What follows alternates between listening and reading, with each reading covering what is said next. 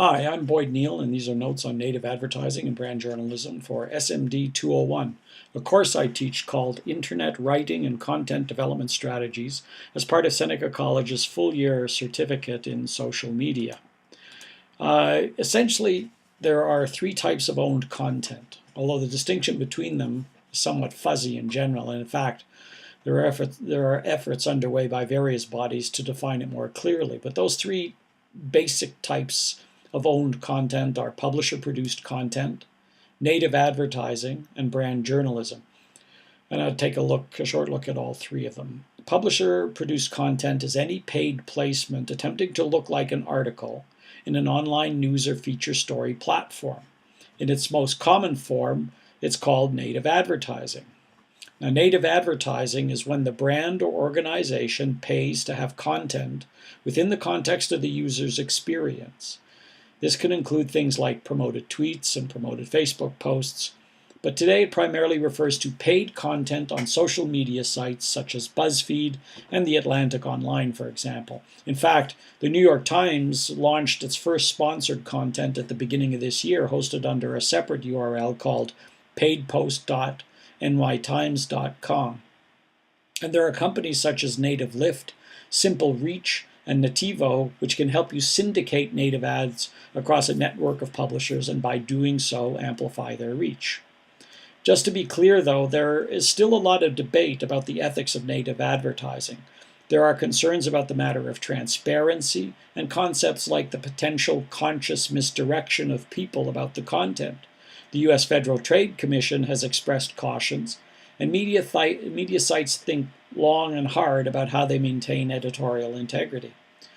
Writing in Digiday, for example, Ben Kuntz, Vice President of Strategic Planning at media agency Media Associates, said, native advertising is a more insidious encroachment into consumer media content than any prior form of advertising. Billions of banner ad impressions may annoy readers, but they don't misdirect users by disguising the source of the message. And this is exactly what native does. If publishers and marketers aren't careful, they're going to poison the well of digital ad communications by breaking consumer trust. That's a very strong opinion and one held by a number of people. Nevertheless, native advertising continues to grow. Some of the well-known sites that feature sponsored content and native advertising include BuzzFeed, Mashable, Vanity Fair, The Atlantic, and the New York Times. Now, another type of sponsored content is what's called brand journalism, and I tend to like it best, and which I think actually has the most potential for organizational content strategies. Although it's also fraught with ethical issues, in particular around the extent to which companies should be transparent about their relationship to non-brand stories published on their own platforms, or in fact, published on their behalf on news sites. So what is brand journalism? In brand journalism, the company becomes its own publisher and uses the concepts and techniques behind successful storytelling to reach customers and influencers.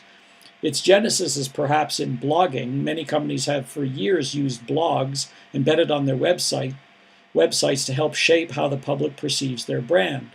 But it's sort of morphed now into a broader use of owned media platforms to publish stories that shape public perception. These are often called content hubs.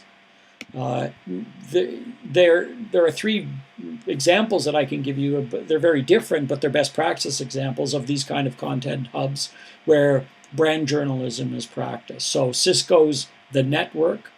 The content isn't Cisco-centric, but talks instead about industry topics which circumscribe Cisco's business, such as cloud technology. So they will have experts in cloud technology being interviewed, for example, on the site in a journalistic style.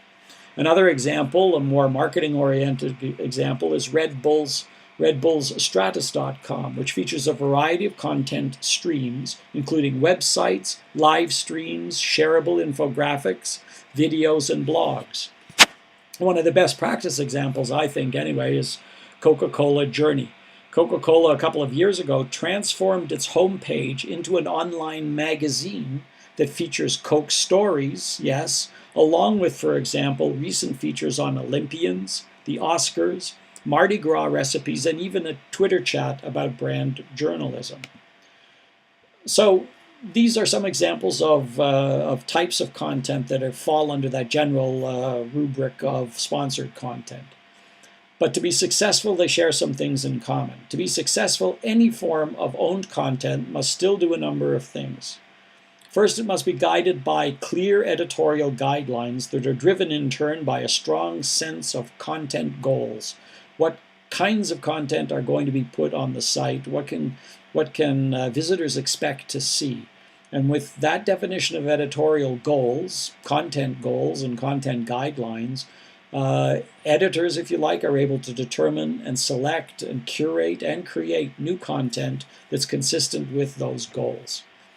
The second thing that any form of owned content has to do is be engaging and provide value to the reader. In fact, Hexagram, a native advertising exchange, and leading professional services and B2B PR consultancy, Spada, designed a survey to gather input from key stakeholders most likely to be involved with and affected by the rise of native advertising: publishers, brands, and agencies. To quote their study, in fact, the vast majority of publishers, 84%, agencies, 81%, and brands, 78%, believe that native advertising adds value for consumers. Whether or not this is true, they believe it, and that means that they're going to be driven in their selection of content by the desire to create value or add value for consumers. The third thing is that own content must still be factual. It must provide balance, as one would expect from journalism content.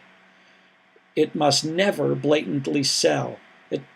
The branded journalism doesn't even necessarily have to mention your product, and perhaps in many cases shouldn't mention the product, because the extent to which you try and sell is the extent to which you'll turn people off coming back on a regular basis. People don't want to read content that is selling content. They want to read content, remember, that adds value to them as consumers, as people, as constituents, as people who think about social issues.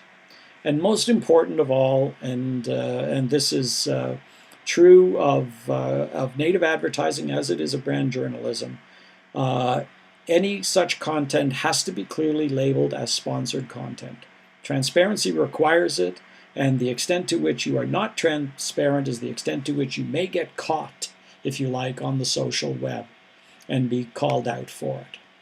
Further, to be successful, branded journalism requires companies to think like media publishers rather than marketers. You have to provide value, as I've said, beyond that of an advertisement. And while it may be called native advertising in some cases, if it doesn't provide value, then it's not going to be successful either as brand journalism or as an advertisement. The company that begins to engage in brand journalism has to be willing to bring voices and ideas from outside the company through invited contribution from others, as well as through created stories, in the way that any magazine would. You also have to be willing to take risks in the selected content in particular to avoid blandness. Don't forget, you're competing for attention and interest with traditional online news and story platforms. And then there has to be a commitment for the long term, since it requires significant investment, but primarily because it will take time to build interest and trust. With respect to who it is who creates the content on these platforms, the Hexagram Spada research found that, quote, most brands, about 66%, say that they create the content used in native advertising campaigns on their own. However, a significant minority work with agencies, 24%, and/or publishers, 24%. Thank you for listening.